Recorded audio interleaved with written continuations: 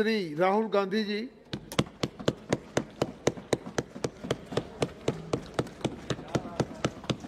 Thank you, Chairman Sir, for allowing me to speak on, Speaker Sir, for allowing me to speak on the presidential address.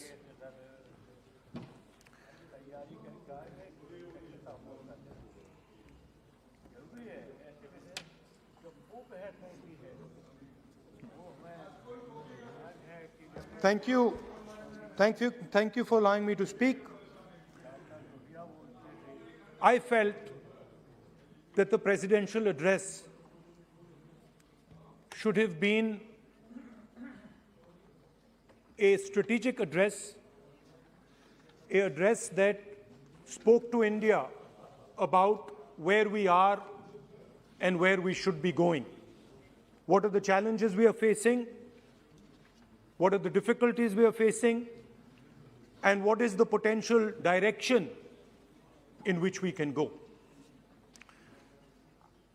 Unfortunately, the presidential address was a long list of things that the government claims to have done, but didn't really contain the deeper strategic issues that we would have liked to see. Also, the presidential address didn't touch a couple of central challenges facing our country. And that's what I would like to discuss today.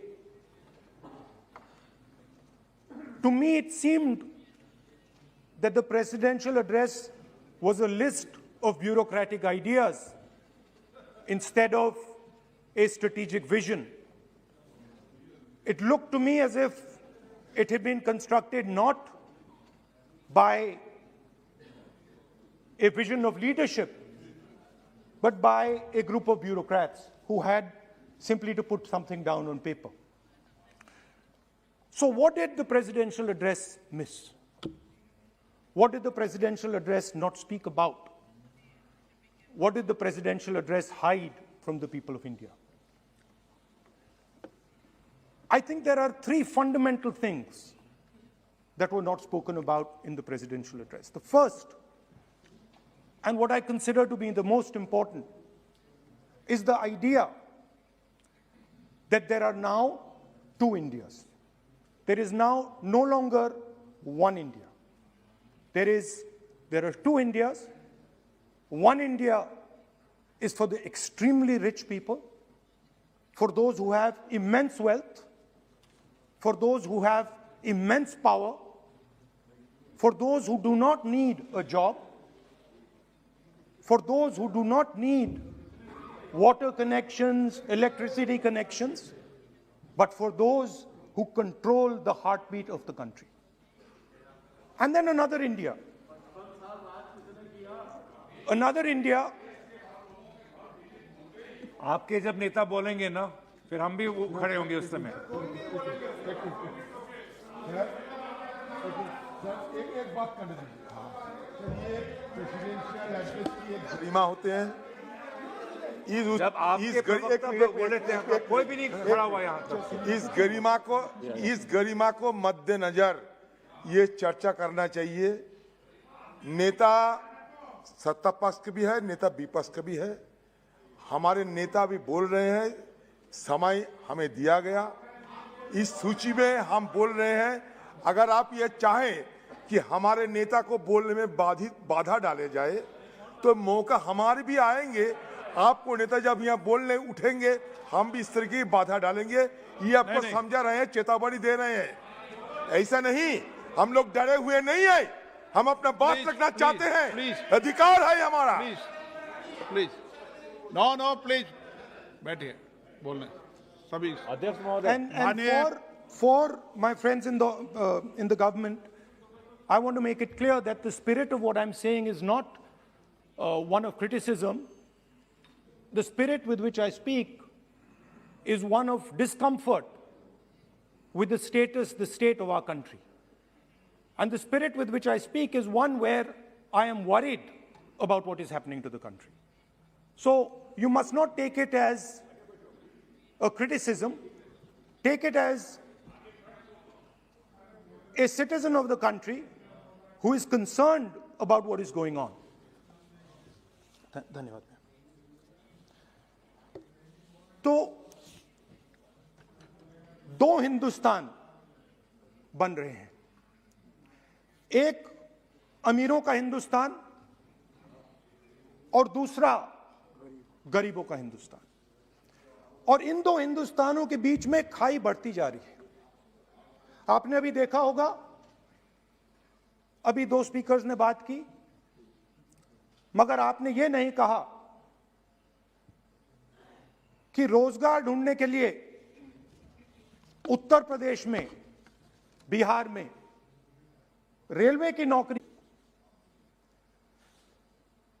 गरीब हिंदुस्तान के पास आज रोजगार नहीं है।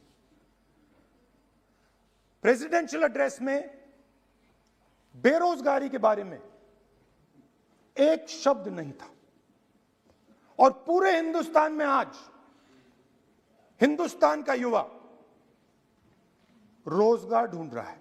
हर state में, उत्तर प्रदेश, बिहार, सब जगह हिंदुस्तान का युवा एक ही चीज मांग रहा है, रोजगार हमें दे दो।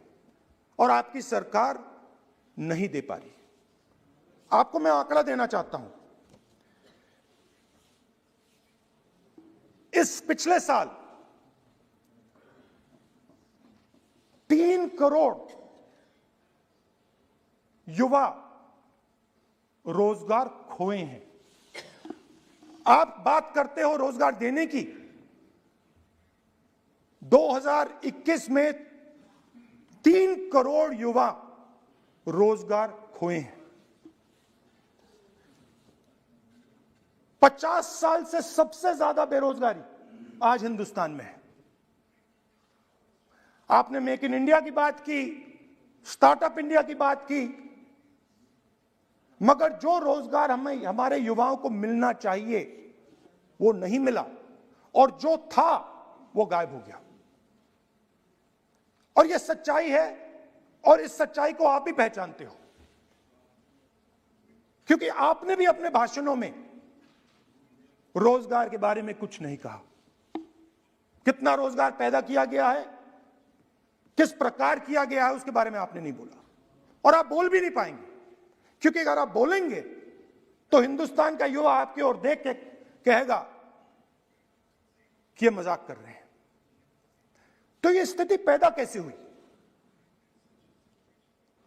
ये दो हिंदुस्तान पैदा कैसे हुए?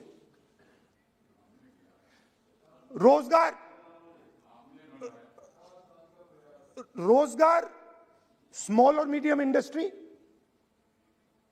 और जो हमारा इनफॉर्मल सेक्टर है उधर बनता है। लाखों करोड़ रुपया आपने उनसे छीनकर हिंदुस्तान के सबसे बड़े अरबपतियों को दिलवा दिया। आपने पिछले 7 साल में अनऑर्गेनाइज सेक्टर और स्मॉल और मीडियम इंडस्ट्री पर एक के बाद एक आक्रमण किया है। 7 की कर रहा हूं मैं, 60 की भी करूंगा मैं अपने भाषण में अंत में 60 साल की बात करूंगा आपको खुश करने के लिए। आप ठहर जाइए। मगर असंगठित जो सेक्टर है उस पर आपने आक्रमण किया। कैसे किया? नोटबंदी, गलत जीएसटी और कोरोना के समय जो सपोर्ट उनको देना था आपने नहीं दिया। नतीजा क्या हुआ? नतीजा यह हुआ कि आज 84% हिंदुस्तान के लोगों की आमदनी घटी है और वो तेजी से गरीबी की ओर बढ़ रहे हैं। यूपीए की सरकार ने, आपने पूछा 60 साल की बात आपने कही,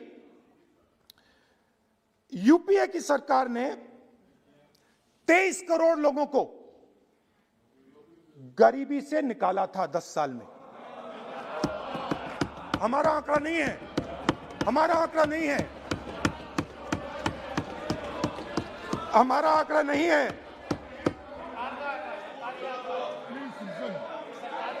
सब जानते आप हंसिए, हमारा आंकड़ा नहीं है, यह सच्चा आंकड़ा है। 27 करोड़ लोगों को हमने गरीबी से निकाला था और 23 करोड़ लोगों को आपने गरीबी में वापस डाल दिया। सेम सेम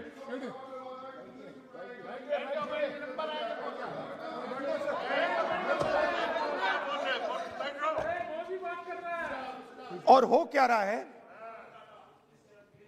फॉर्मल सेक्टर में मोनोपोलीज बन रही हैं। किसी भी आप सेक्टर में देखिए, और सबसे दो मोनोपोलिस्ट के बारे में थोड़ा सा बोलूंगा। उसको वो कोरोना के समय अलग अलग वेरिएंट्स आते हैं ना, डेल्टा, ओमिक्रॉन, वो AA वेरिएंट है। और वो पूरा का पूरा हिंदुस्तान की जो अर्थव्यवस्था है उसके अंदर फैल रहा है। आपने बात उठाई तो मैं उसके बारे में पहले बोल देता हूं। एक व्यक्ति को, नाम नहीं लूंगा, एक व्यक्ति को हिंदुस्तान के सब ports,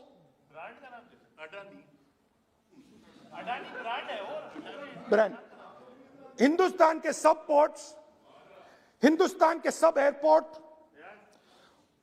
power transmission, mining, green energy, gas distribution, edible oil, जो भी हिंदुस्तान में होता है उधर अदानी जी दिखाई देते हैं।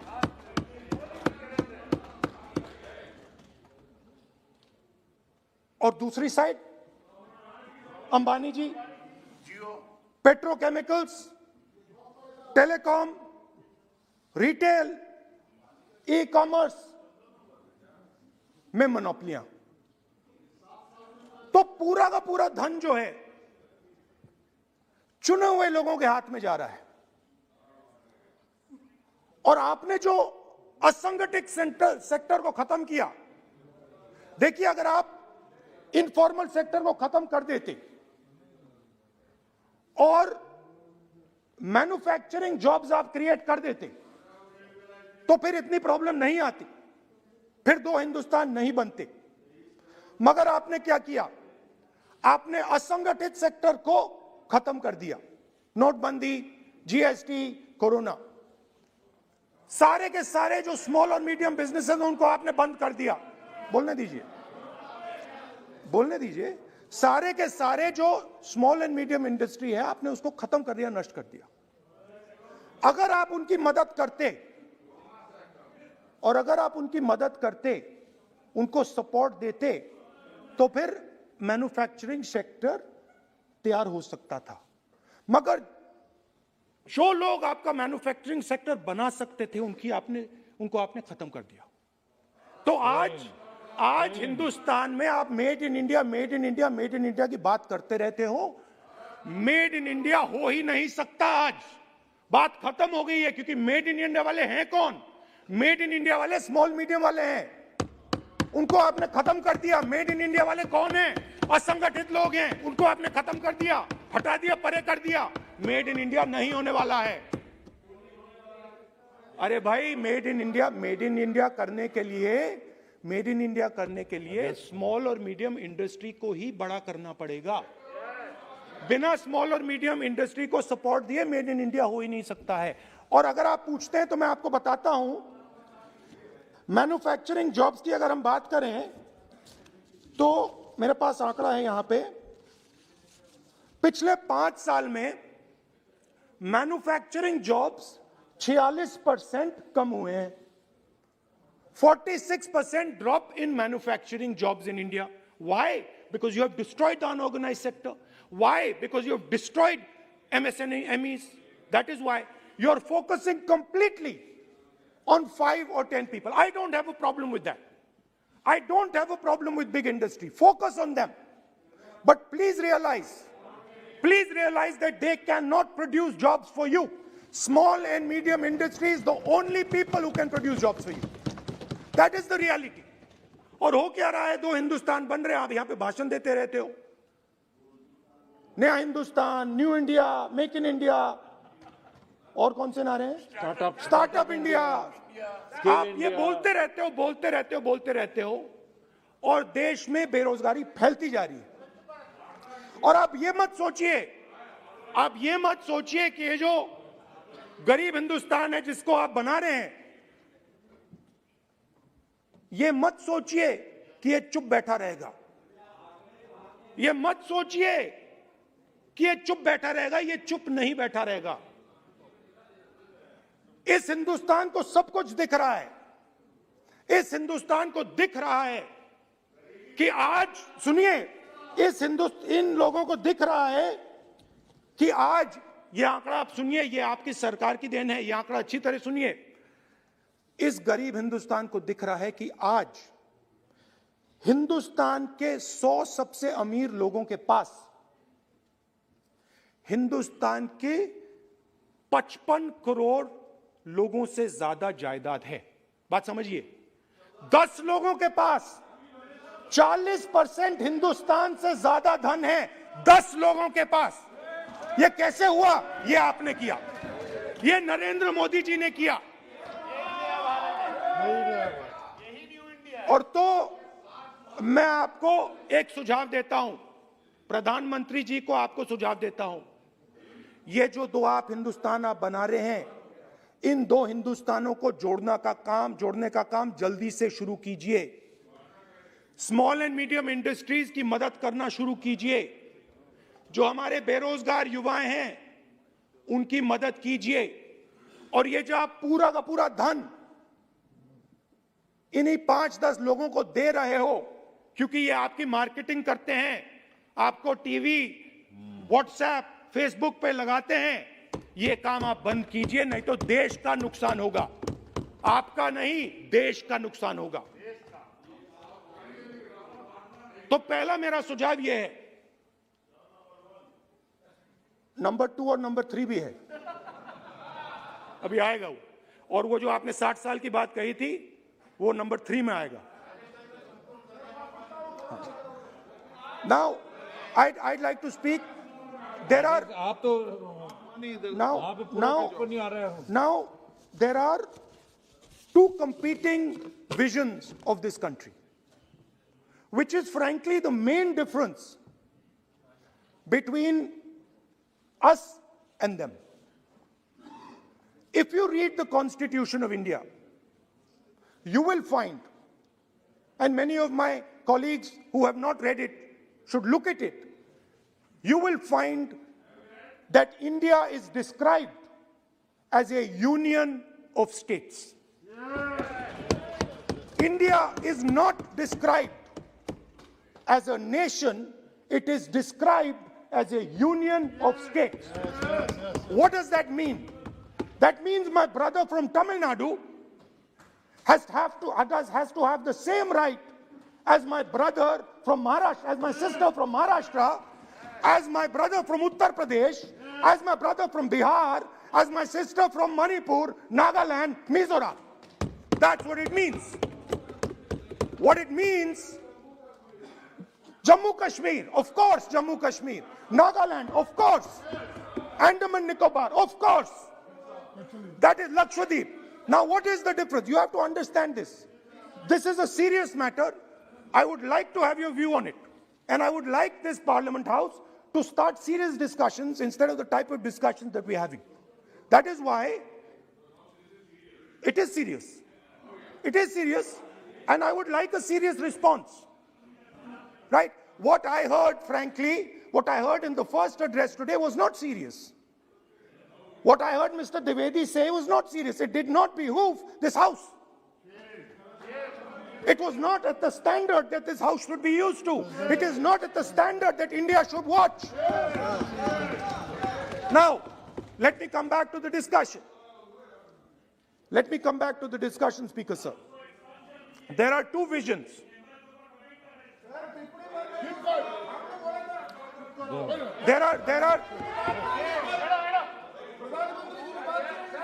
There are two visions of this country. One vision that it is a union of states, meaning it is a negotiation, meaning it is a conversation, meaning I go to my brother in Tamil Nadu and I say, what do you want? And he says, this is what I want.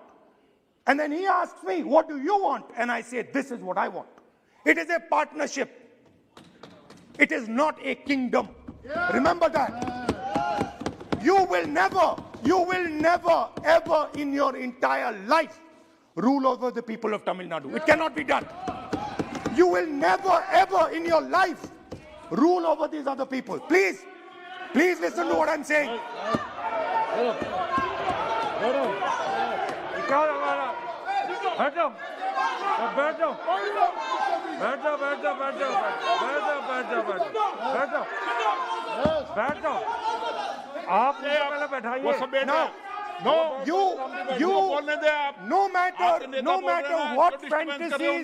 No matter what fantasies you might have, you will never ever rule over the people of the states of India. It has never been done in 3,000 years. Never ever. The only way India has been ruled. And you can look at any empire you want. You can look at Ashoka the Great. You can look at the Mauryas, you can look at the Guptas, you can look at anyone you want. It has always been ruled by conversation and negotiation. Now, what is the problem? The problem is you people are confused. The problem is you people think that these languages, these cultures, these histories, you think that you can suppress them. You have no idea of history. You have no idea what you are dealing with. Because the people of Tamil Nadu have inside their heart the idea of Tamil Nadu, the idea of the Tamil language, and then also the idea of India. Do not be confused. The people of Kerala have the idea of, I am telling you the truth. The people of Kerala have a culture.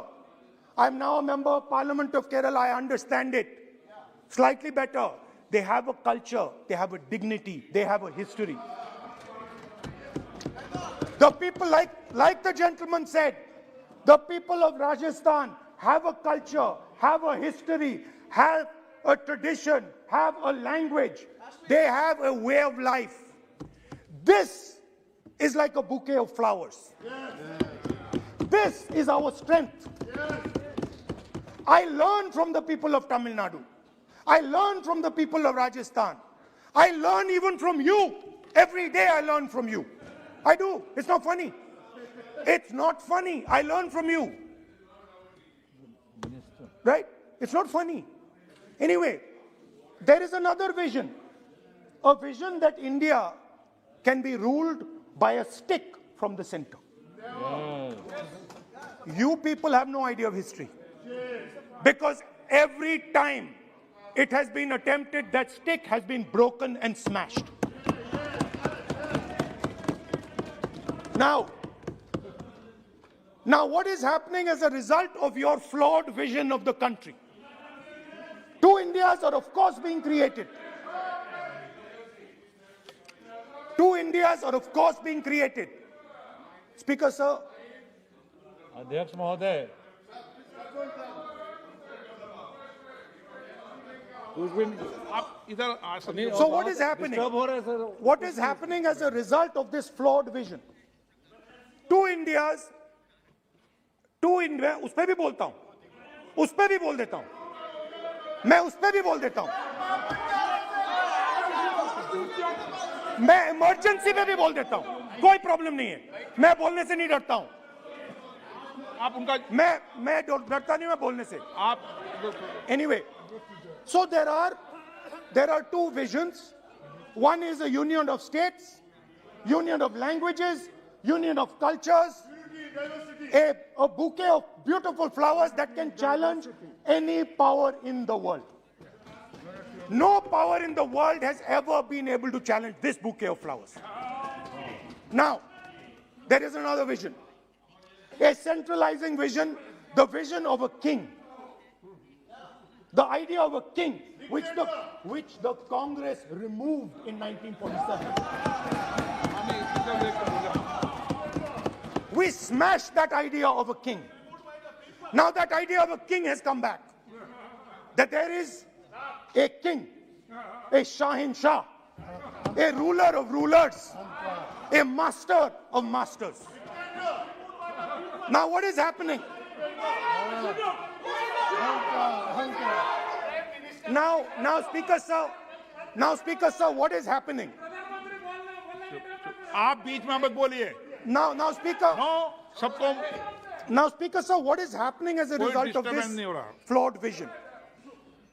What is सामान्य happening हल्का-फुल्का चलता है। is that the instruments of the conversation between our states, the instruments of the conversation between our peoples, what we call the institutions of our country, are being attacked and captured by one idea.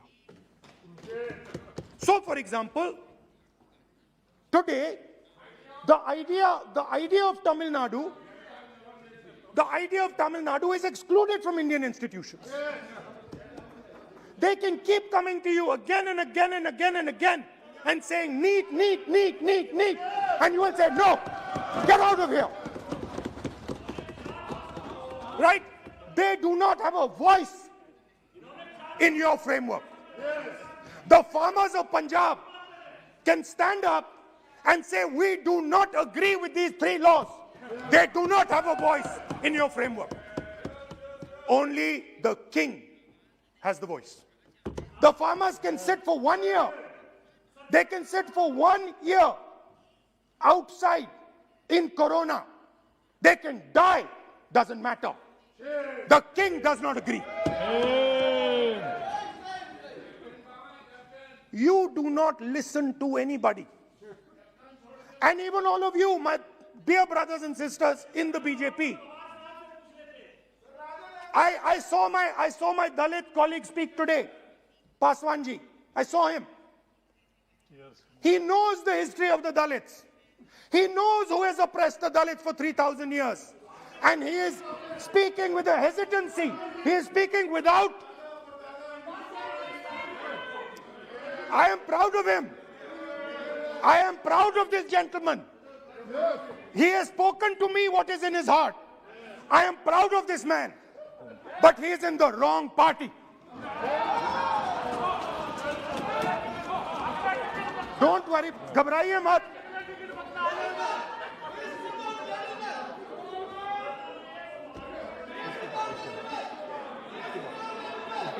नहीं, बीच में नहीं, तो बीच में थोड़ी बोलेंगे, बाद में, no. Look, Speaker sir, I am a democratic person. I will allow him to speak. ये सुनो, एक मिनट, ये आप किसी को इजाजत नहीं दे सकते, ये अधिकार मेरा है. प्लीज बैठ जाइए.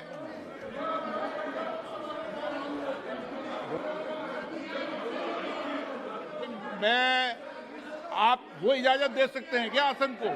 वो इजाजत देने का अधिकार नहीं है.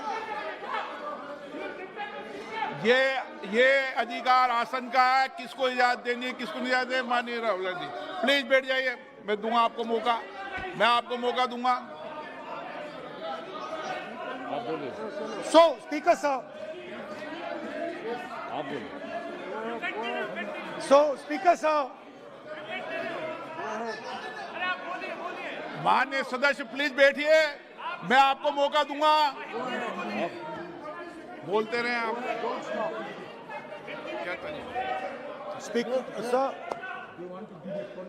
Speaker sir, so this confused ideology, this confused understanding of the nation of India is playing havoc with this country. And I'll give you examples. The judiciary, the election commission, Pegasus, these are all instruments of destroying the voice of the Union of States. When you apply Pegasus on an Indian politician, when the Prime Minister personally goes to Israel and authorizes the use of Pegasus in India, he is attacking the people of Tamil Nadu.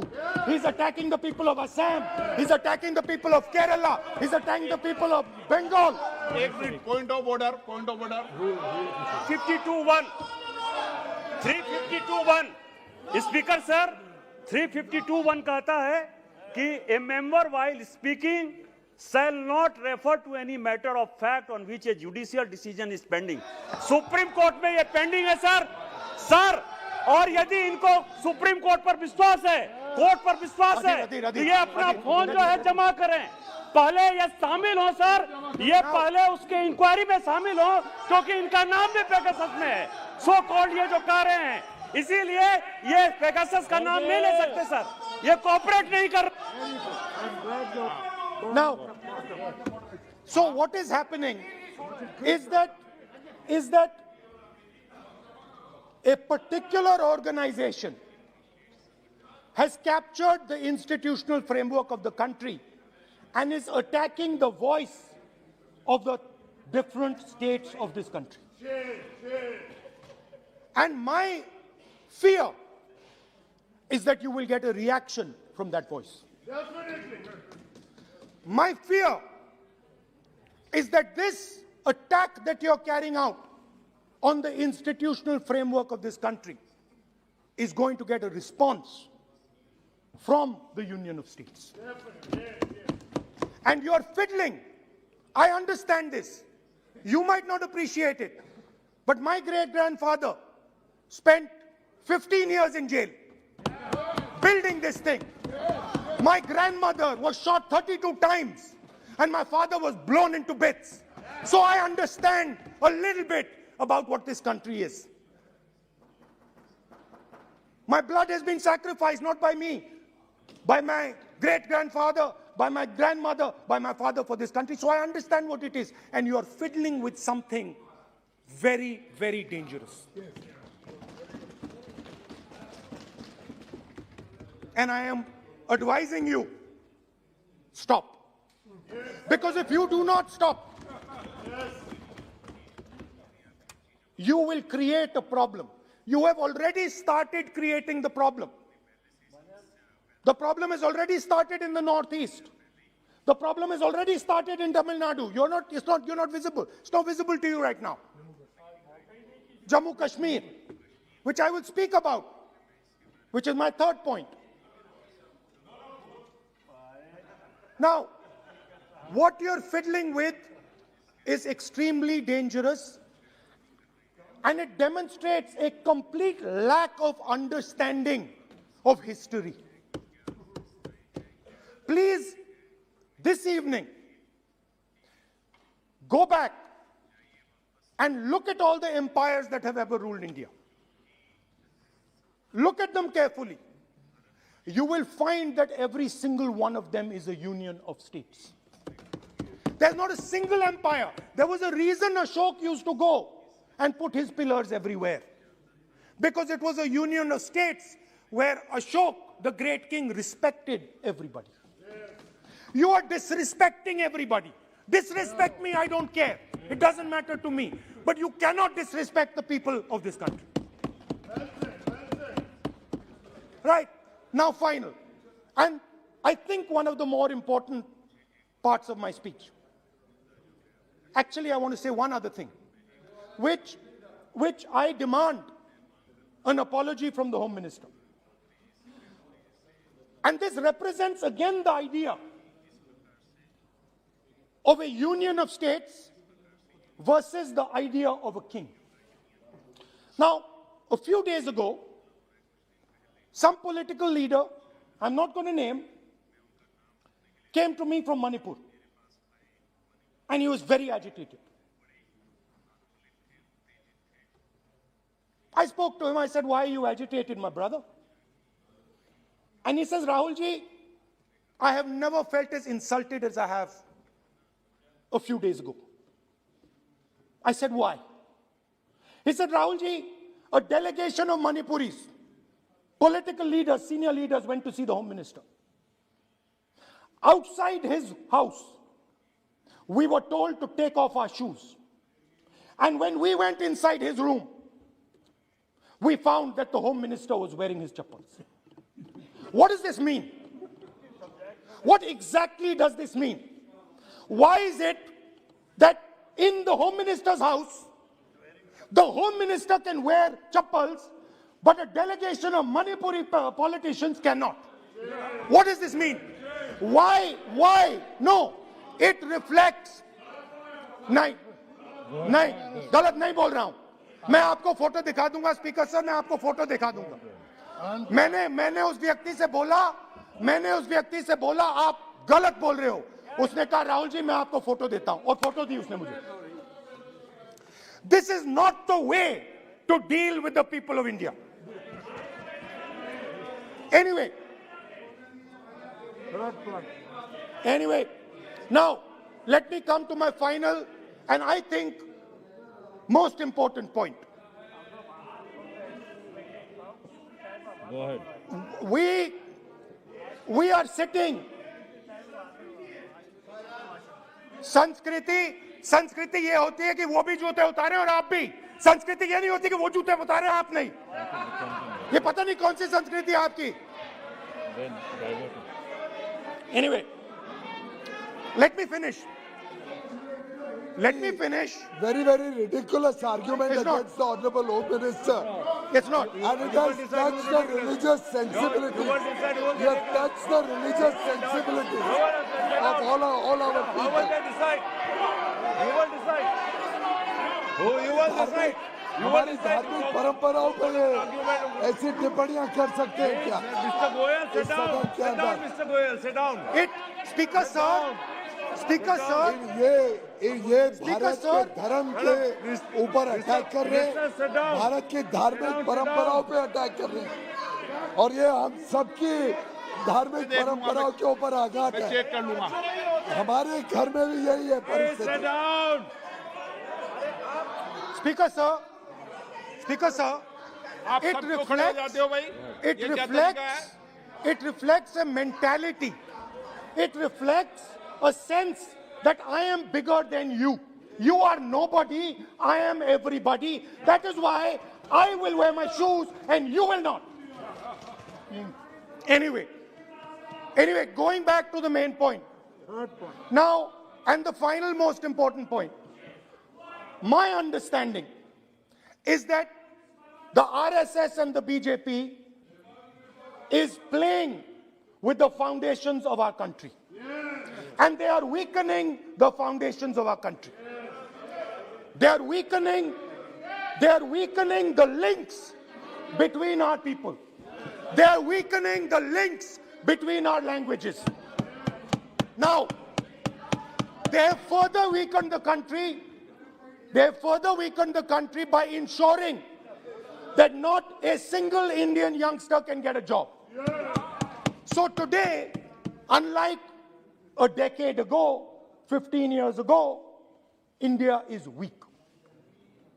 Ask yourselves why you were not able to get a guest on Republic Day. Ask yourself that question. Don't look surprised. Ask yourself that question. What is happening is that India today is completely isolated. We are completely isolated and surrounded. We are surrounded in Sri Lanka, Nepal, Burma, Pakistan, Afghanistan, China, everywhere we are surrounded. And our opponents understand our position. Please let me speak, because I'm saying something very serious, right? I'm saying something very serious. Let me say it. We have been weakened. The conversation between our people is not taking place. Our institutions are under attack, and we are completely surrounded. The Chinese have a very clear vision of what they want to do. They are very, very clear about what they want to do. And one second, please. The single biggest, you can ask anybody who understands, the single biggest strategic goal of India's foreign policy has been to keep Pakistan and China separate. This is fundamental for India. And what you have done is you have brought them together. Today, do not be under any illusion. Do not underestimate the force that is standing in front of you. Do not underestimate the power that stands in front of us. Do not underestimate it. You have brought Pakistan and China together, and this is the single biggest crime that you could commit against the people of India. China has a clear vision, and I can clearly see, without any confusion in my mind, that China has a plan. China has a plan.